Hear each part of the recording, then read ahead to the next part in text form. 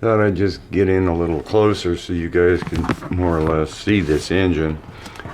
Pretty much so done with the print updates and corrections and design modifications, but pretty cool the way it is. Not sure how I'm going to cut the shaft and grind the end off, but neat. So, and I'm kind of surprised. I think I'm doing pretty good now with the footage, trying to recover what I did record and do. So the next video is going to be the final, where I'm really discussing each part one at a time, how it works and what the whole thing is and all the secrets and magics to getting this thing to run.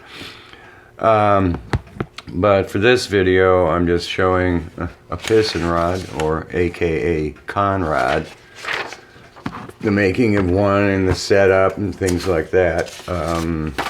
But first, I'm going to share a little find. I wish it's not available on Amazon anymore, because I was going to put a link to it in the description for you guys, anybody interested. But it's a 4-inch rotary table with the indexing plate set. And more I played with it off camera, it is a fantastic thing. It's well made, so it was well worth the 200 whatever I paid for it. They do have, I know from when I was looking, they had a 3-inch, a 4-inch. I've got a 6-inch one right now, but you can't mount it vertically. So that's why I went for this guy for future use. So hope you enjoy the machining, and on with the show. Really hoping this is good. Came from Amazon, 4-inch rotary table with the indexing plates, strictly so I can do gears of any size. A lot of money. It was over $200 for this thing, so open it up nice, huh? Boy, they tape it well, and it is heavy, let me tell you.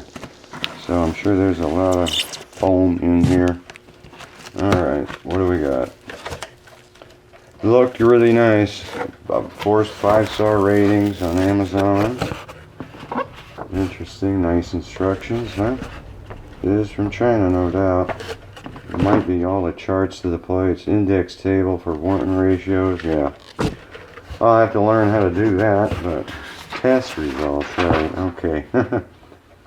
Testing object, variation per straightness of table, axial runout. Oh boy, this is going to be hard to get. No, not really that hard, huh? I'm surprised. Of course, I'm wearing my gloves since I know it's going to be full of grease. Yeah, there's oil there. Whoa, okay. There's the plates. And they look pretty good. They do look pretty good. Ground and well made. Let's see. I guess I'll put them back on this. So I'll get to the grease. Whatever this is, I guess it's more of the plate stuff. Handles. Yeah, it looks pretty well made. I don't know. This is cast iron here. But, wow. Heavy duty handle, I'll tell you that. And an Allen's buried down in here, like I need another Allen. And then here's the table, huh? Yeah, right. Let's quickly dump that. Yeah, it's well ground. And it's well oiled. Wow, yeah. Oh yeah. Vertical and horizontal. Boy, has that got a smell to it. And I hope this does not contain coated. With all this oil on it. There's grease everywhere. Yeah, this is pretty nice, folks. Especially this dial. It's not the cheap looking things. Look at this handle. Holy cow. This is, yeah, alright. I'm thrilled. Oil everywhere. Jeez, and look at this surface. This is really done nice. And the box has the Chinese on it, so it is from China. I would have expected India or someplace else. Holy cow. Jeez, it's loaded with oil. And I'm breathing all of this. Maybe I should have worn a mask, I don't know. Wow, that is one killer handle. So yeah, this was worth the extra money. They had pictures of this thing, but a lot cheaper, and I was figuring, let me just go for the more expensive one. Okay, is this, yeah, this is wiped down. Alright, boy, this would be fun to use. I'm not sure how you clamp it down on the table, but oil here. This is well ground. Jeez, how do you get all the oil off? Alright, I guess I'll bring you back. Oh, this is supposed to be a nice taper too. That I might be able to put this in there. Bingo. That's it. So I can hold any blank on a collet and make the gear. All kinds of little locks here, I tell you. Ooh. Turns. Yep, it turns. Oh, it's freezing cold too. I don't know how you get the oil off of this thing. This is going to take a long time to do. No scratches, no nothing, just nice. Did I get the back side of this thing? Yeah, I did. This side, oh, this looks pretty cruddy here, but nothing that a file can't take care of. Holy moly. Huh. And I guess that's locked. And that's locked. 2 locks. Okay, folks, this is cool, huh? Okay, this is the setup. I'm not actually going to show any milling on camera because I want to concentrate, but I use my 1/8 inch gauge pen and that little round piece to center it up on the rotate, the table. So now I know I'm dead center on the table. Then this is a little 1/8 inch piece with a nut on it that I machined out of a socket head. It's in there. Stick that up in a 1/8 collet, lock it, come down, lock the mini pallet in place. Then I put the part I'm going to machine here on the 1/8 piece. Put a little, I forgot the gauge, whatever it is, I think 93 thousandths in a collet. Come over, drop right down in there so I know my part's straight now. Go back to 0. I'm on 0 again. So, no, actually I'm 3 thousandths over. So now I just need to move out and then rotate the table 90 one way and 90 the other. And it should work this time, I hope. See if I can't show some of the machining here. Okay, like I said, it's on the little 3/32 pin. I put the 1/8 gauge pin down in here, clamped it. I'm just barely clearing this socket head here. Dropped it down till it just hit the nut. Came up a couple of thousandths. So now I got to go into 0.140 and the extra 30 degrees. I've got no light here, so I'm not sure what I'm seeing. Alright, turn it to 45 degrees. Wow, it's just clearing that socket head. I can't see. Is this really screwed up? Because I need this light to see the dial as I'm rotating. And it's not too bad in camera.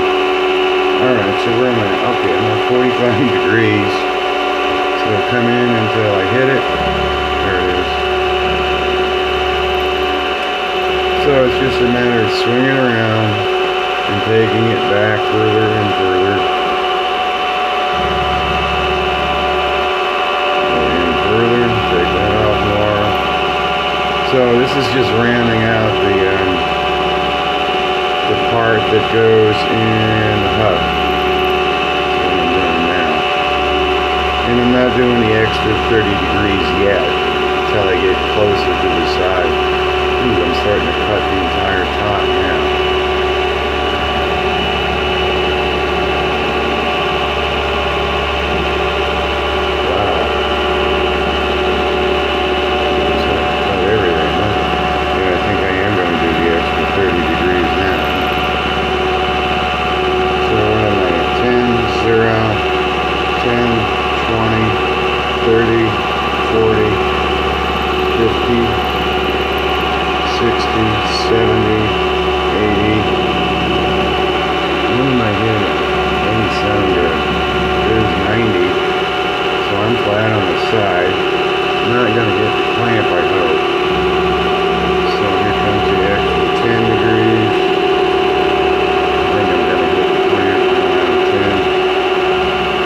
Yep, I'm gonna get the clamp right.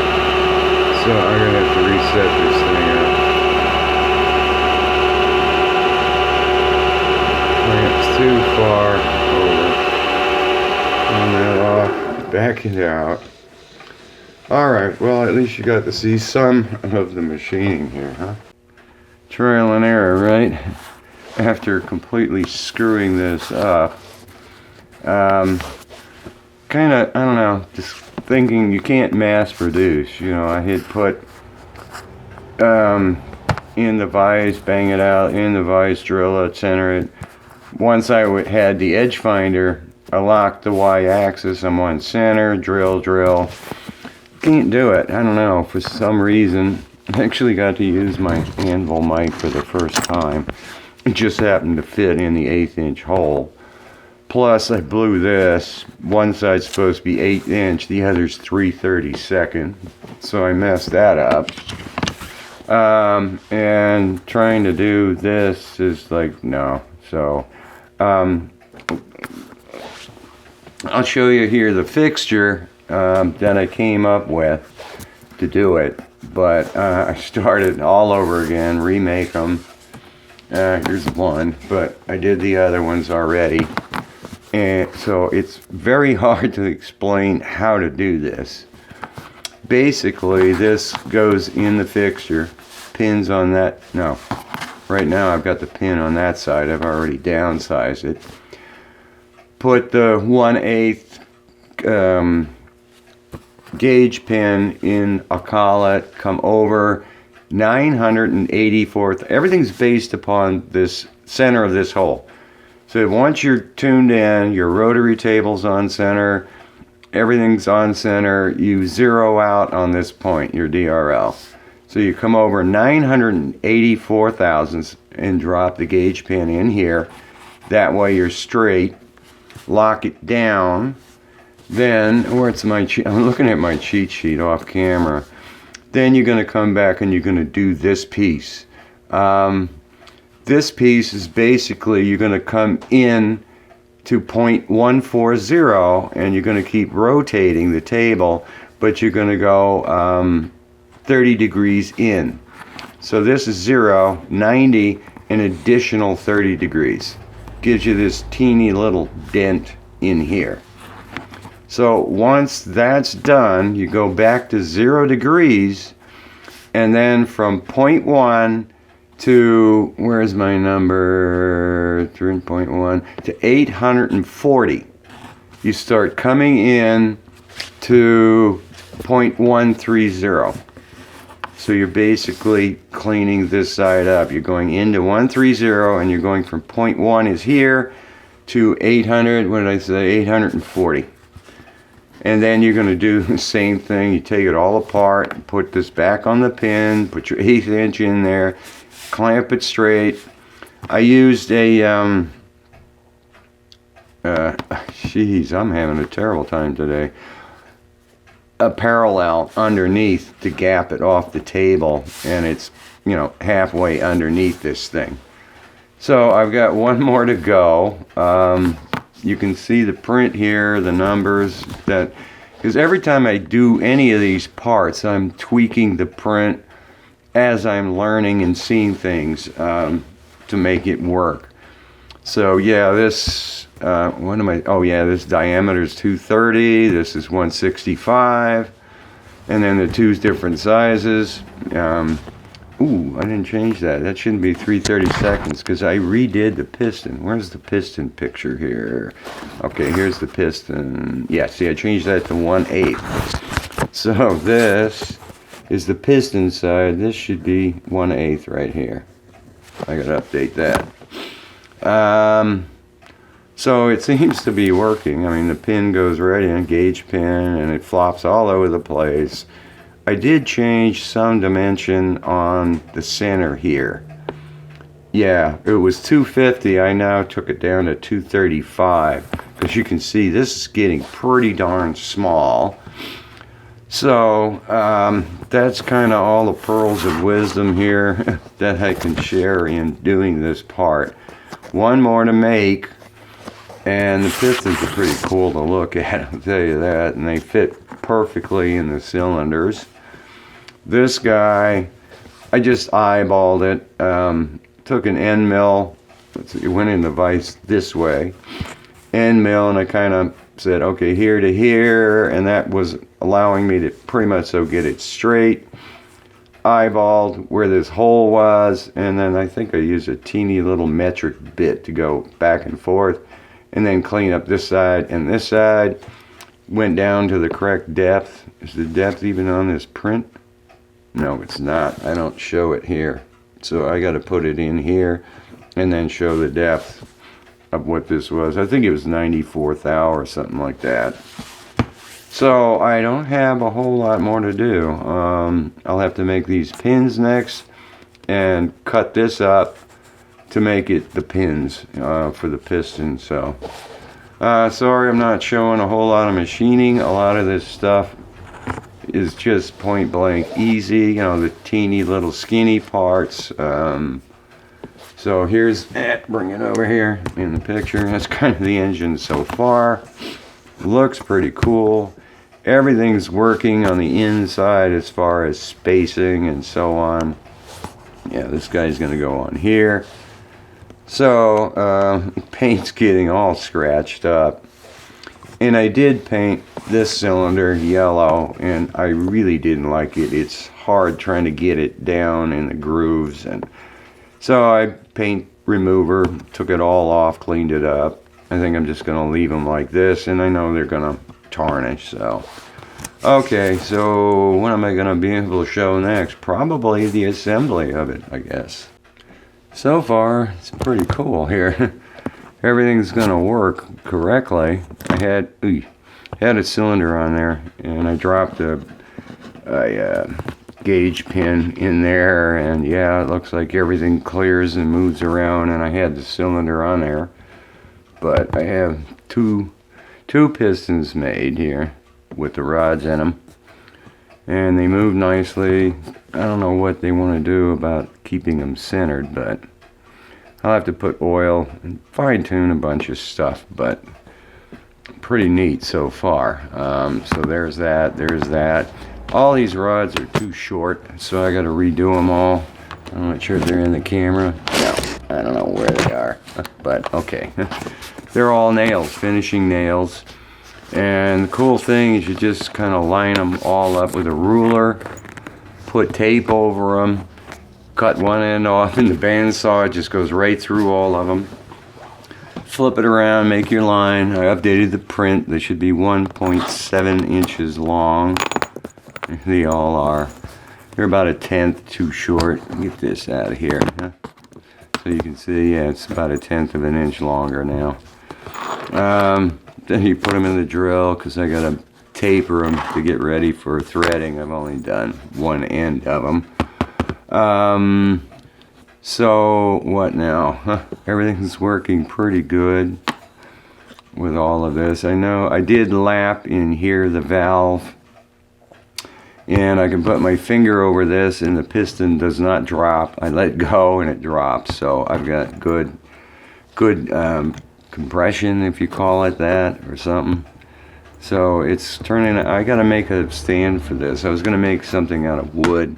Walnut I was hoping for, but that's really expensive. Oh, and yeah, these guys, it's the 1/8 brass rod, but what I do, I screwed up the first hole, not enough threads. I'll drop the brass rod in here, cut it off, put it in the lathe, you turn it until it's just flush. And what you wind up with is it's a gap here and a gap on this side. But in doing that, you can file one side off smooth and leave the burrs on the other side, and it holds the pin in place. You kind of have to tap it in with a hammer, but that's absolutely smooth. So it goes in the piston without even scoring anything. It's just beautiful. Falls out? No, look at that. That's good. So when I grease this up, it'll be nice. So it's just a little jig. I turned it down. I think it's 470, because I don't want the pin, if it does move, to move past the inside wall and come out of the hole. So it'll stay there. So that was the trick. 4mm set screw in there to clamp it lightly while I turn it in the lathe. And I ordered, it was $3 Amazon, another gauge pin minus, because I'll cut it and use it for this. But boy, I don't know how the guy in the video, he did skip it all, putting this thing together. He showed some stuff, but my guess is you have to put all the pistons in place and then put the cylinders on. Because I did play with it, and you can't just jam this to a corner and have the piston rod, conrod from here, and clear this to get it in to go into another cylinder. So I don't know, he didn't show how he did it. He kind of showed in place. No, he showed outside soldering the pins in place, which then told me it was all one assembly and you can't get it in. So I have a feeling he unsoldered it, took it apart, and then put it back together somehow. So, not too much more to go. I need to make one more pin for this piston, and I need to make all of these guys, and I may need to make a gasket for here. It seems like it seals really good when I blow in here with the top screwed on. No air is coming out. But I could always use either the CNC laser and burn some gaskets, or I could use the 3018, which I've done in the past, to cut a gasket out nicely. I should probably start making the stand right now. Bummed out, paint got all scratched up. Yeah, here, there, even here, all of this. So at some point I'll probably take it all apart, remove the paint, and then repaint it, which is a pain because then the paint gets in the thread, so you got to retap all of it. Yeah, it's very close. This is nice. So it all fits together. Everything runs nice and smooth, spinning around. So I'm getting pretty excited, man. It was a long haul. I think it's about 3 weeks, so the next time you see it, I guess I'm going to have it together and I'll be ready to test run it.